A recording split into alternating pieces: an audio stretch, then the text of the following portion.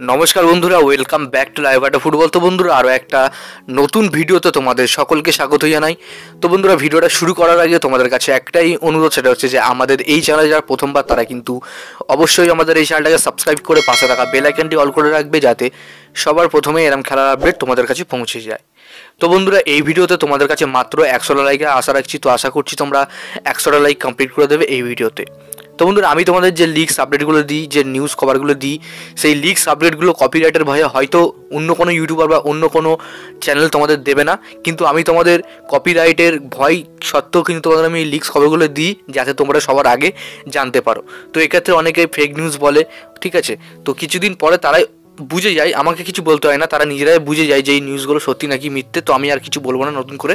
তো আজকে 2-3টে আপডেট তোমার সঙ্গে শেয়ার করার আছে। তো তোমার ভিডিওটা একটু স্কিপ না করে পুরোটা দেখতে থাকো।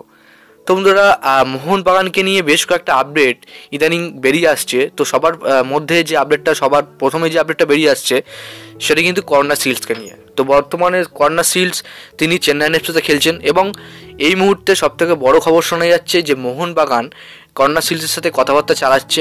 অনেকে বলছে ক্লোজ ডিল হতে পারে, বা অনেক কাছাকাছি কথাবার্তা এগিয়ে গেছে। আবার অনেকে বলছে এখনও কথাবার্তা এগোয়নি, অনেকে বলছে কথাবার্তা হয়ইনি, আবার অনেকে বলছে যে ডিলই হয়নি।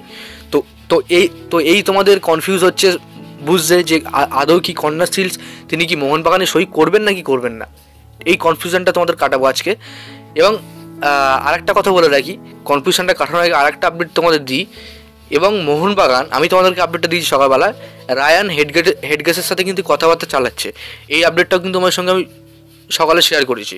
তো এইটা নিয়ে পরে আসছি, আগে কর্নার সিলসকে নিয়ে তোমাদেরকে বলি। তো দেখো, কর্নার সিলস এই প্লেয়ারের সাথে কিন্তু চেন্নাইয়ের এখনও চুক্তি আছে। তো বর্তমানে মোহনবাগান কথাবার্তা চালাচ্ছে। হ্যাঁ বন্ধুরা, এটা কিন্তু সত্যি।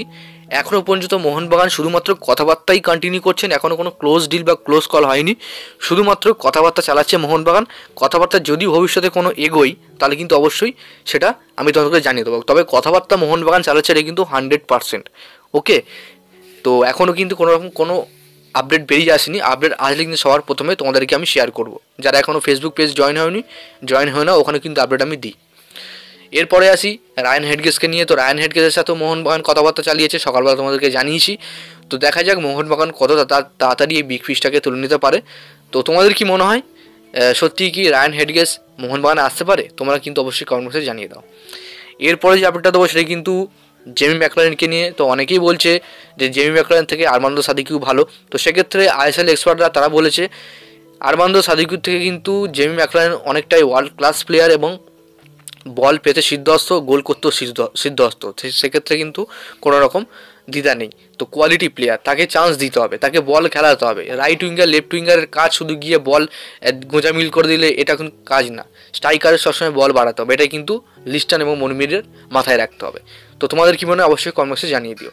তো আজকের জন্য ভিডিওটা এতটাই ছিল। যদি তোমার ভিডিওটা একটু ভালো লেগে থাকে অবশ্যই লাইক করে দিও, আর আমাদের এই চ্যানেলের প্রথমবার জন্য হয়ে থাকে চ্যানেলটাকে সাবস্ক্রাইব করে পাশে থাকা বেল আইকনটি অল করে